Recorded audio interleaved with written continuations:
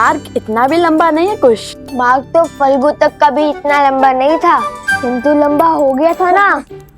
कई सोमकर्ण पुनः लुप्त हो गया तो जैसे अपने मकरासुर के युद्ध में जो सीखा उसका उपयोग रक्त केतु के जाल से बचने के लिए किया, वैसे मैंने भी सीखा है ढेर सारे भोजन साथ लेकर चलना। हे कुमार कुश, इस बार कहीं नहीं जाएगा सोमकर्ण, क्योंकि इस बार हमारे मार्ग में हमारे साथ उसके भाई और हमारे उपगुरु अवस्था भी साथ जा रहे हैं। और भला बड़े भाई के होते हुए छोटे भाई को कुछ हो सकता है क्या? तो ये भोजन छोड़ दूं भैया? अरे नहीं नहीं नहीं, ये तो शस्त्रों से भी अधिक महत्वपूर्ण है, क्योंकि यदि तुम्हारा पेट भरा रहेगा तो भूख भुलाने के लिए तुम्हारी उटपटांग बातें और विचित्र कुतर्कों के बाण नहीं सहने पड़ेंगे हमें। पिछली बार तो गांव उठाने की बात कर रहे थे, इस बार पूरा संसार ना उठा लेना तुम। भैया मुझे तो अब भी विश्वास नहीं हो रहा है कि हम देवी सीता की नगरी जा रहे हैं। वो उपवन, वहाँ के शिव मंदिर, वो दरबार जहाँ पे श्री राम ने धनुष बाण किया, सब साक्षात देखने को मिलेंगे, है ना भैया? अद्भुत। अवश्य।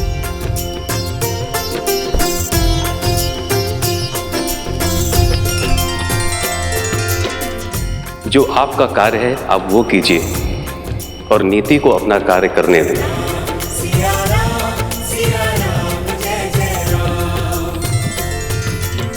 प्रणाम ब्राह्मण देव, कहिए क्या समस्या है? प्रभु ये लोग। महाराज की जय हो। मैं मत्स्य राज्य से आया हूँ आपके लिए मत्स्य राज की राजकुमारी का विवाह का प्रस्ताव लेकर। ये देखिए महाराज, उर्वशी और रंभा से भी अधिक सुंदर है हमारी राजकुमारी। महाराज त्रिशानु की ओर से छोटी सी भेंट।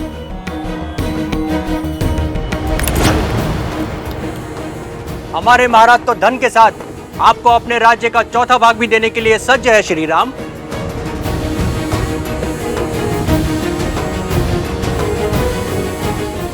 आप सबका प्रस्ताव भले ही उचित हो, किंतु उसे देने का उपक्रम अनुचित भी है और अनीतिपूर्ण भी।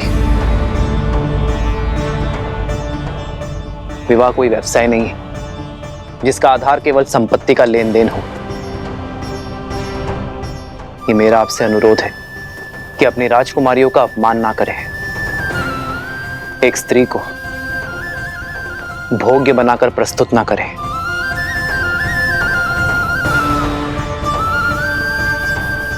अपना वर चुनने का अधिकार केवल स्त्री का होता है। अपनी राजकुमारियों का स्वयंवर आयोजित कीजिए। यदि मेरे विवाह की इच्छा होगी तो मैं स्वयंवर में भाग लेने अवश्य आऊंगा। धन्य है आप श्री राम, आपके शब्दों ने हमें हमारी भूल का आभास करवाया। आपके आदेश का पालन अवश्य होगा। धन्यवाद। आप सब बड़ी दूर से आए हैं, कुछ दिनों के लिए अयोध्या में विश्राम आदि करके ही लौटिएगा। आज्ञा दे।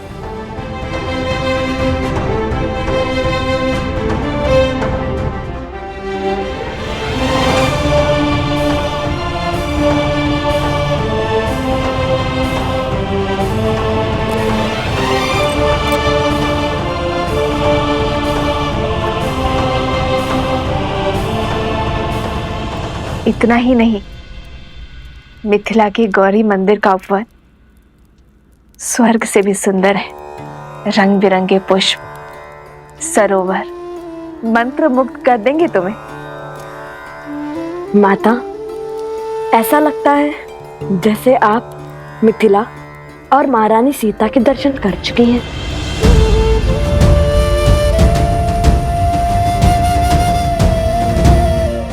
हाँ हाँ, बालपन में गई थी मिथिला, कुमारी सीता को भी देखा था। जानते हो, ज्ञान की नगरी कहलाती है मिथिला। जब हम तुनील लौटाने महाराज जनक से मिलेंगे तब हम उन्हें बताएंगे कि हमारी माता महारानी सीता की सखी थे। महारानी सीता की नगरी देखने के लिए रहा नहीं जा रहा मुझसे तो। एक बात स्मरण रहे, तुम दोनों वहां स्पर्धा में भाग लेने के लिए जा रहे हो, तो बाकी प्रतियोगियों से भिन्न नहीं रहना। क्योंकि यदि उन्हें ज्ञात हुआ कि तुम दोनों मिथिला नरेश को जानते हो तो बातें बनेंगी। तुम दोनों जीत तो जाओगे, किंतु अन्य स्पर्धक मिथिला नरेश पर पक्षपात का लांछन लगाएंगी। तो उचित यही होगा इस स्पर्धा के अंत होने तक तुम दोनों उनकी दृष्टि से ओझल रहना। जी माता। किंतु अंत में तो हमें तो उनसे मिलना ही होगा ना। हम उन्हें कहेंगे कि प्रभु श्री राम और महारानी सीता के नाम पे पत्र लिख दे, जिससे अयोध्या पहुंचाने का कार्य हम करेंगे। और इसी बहाने प्रभु श्री राम और महारानी सीता दोनों के दर्शन पालेंगे। अवश्य, किंतु महारानी सीता को माता सीता कहोगे तो उन्हें अधिक सुख मिलेगा। माता सीता? माता सीता?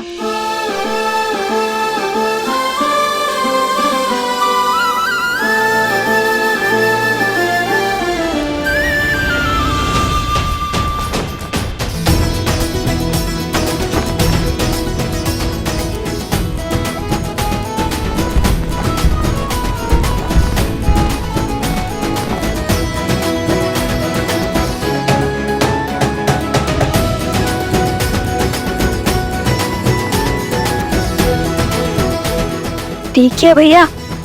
कितना भव्य आयोजन लगता है। कहाँ से लोग इस प्रतियोगिता में भाग लेने आ रहे हैं। माता ने जैसे बताया था बिल्कुल वैसा ही है मिथिला का प्रवेश द्वार।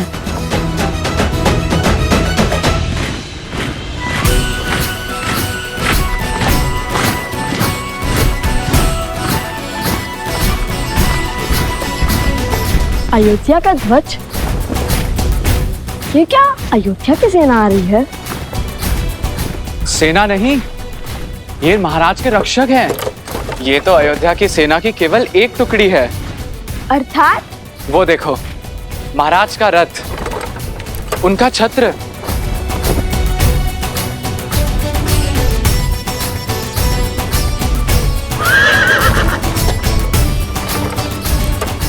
अद्भुत, ये तो श्री राम का रथ है। लगता है श्री राम के दर्शन यहीं हो जाएंगे। आनंद आ जाएगा। हम उन्हें बताएंगे कि हम उनके सबसे बड़े भक्त हैं। कहाँ है रथ?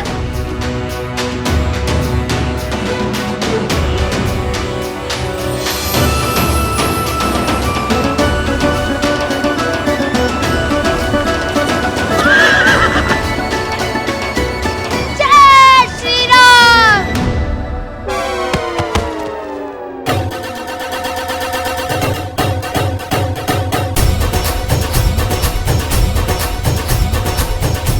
शीघ्र चलिए भैया, लगता है श्री राम के दर्शन हो ही जाएंगे। अवश्य।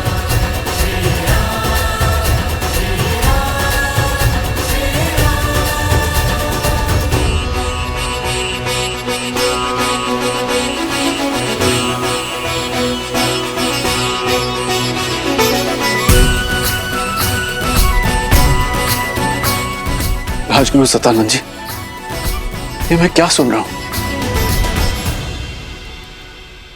क्या ये सत्य है कि श्री राम जी स्वयं मिथिला पधार रहे हैं? 100% महाराज। ये रक्षक टुकड़ी अयोध्या नरेश महाराज श्री राम की है, जो सदैव महाराज की यात्रा के साथ ही होती है। और मुझे ऐसा प्रतीत हो रहा है कि ये आपको अश्वमेध यज्ञ हेतु आमंत्रित करने आ रहे हैं।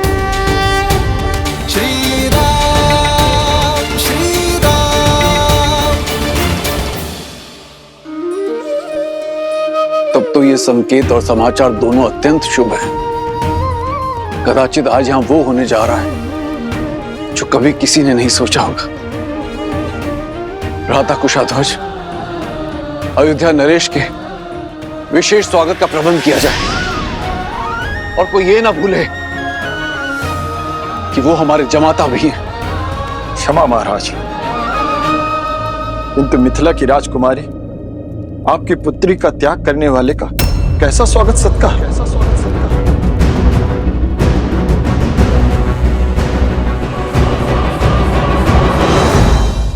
ये आप क्या कह रहे हैं भ्राता कुशाध्वज? क्षमा महाराज, किंतु सत्य ही तो कह रहे हैं मेरे पति, और मुझे पूर्ण विश्वास है कि महारानी सुनैना वो भी राम के आगमन से खुश नहीं होंगी। जिस व्यक्ति ने हमारी पुत्री का त्याग कर दिया अपनी प्रजा के मनोहार के लिए, ऐसे व्यक्ति को जमाता का सत्कार क्यों मिलना चाहिए महाराज?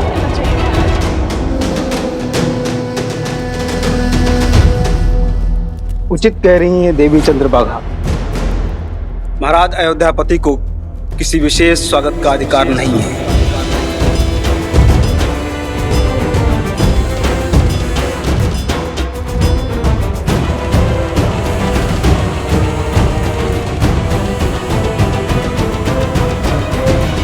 सीता ने मुझे एक पत्र लिखा था जिसमें उसने स्पष्ट रूप से अयोध्यापति को निर्दोष कहा था, क्योंकि तब वो अयोध्या में थी।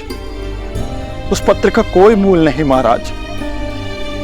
मूल है तो हमारे दुख का, जो सीता के विरह के कारण हमें मिला है।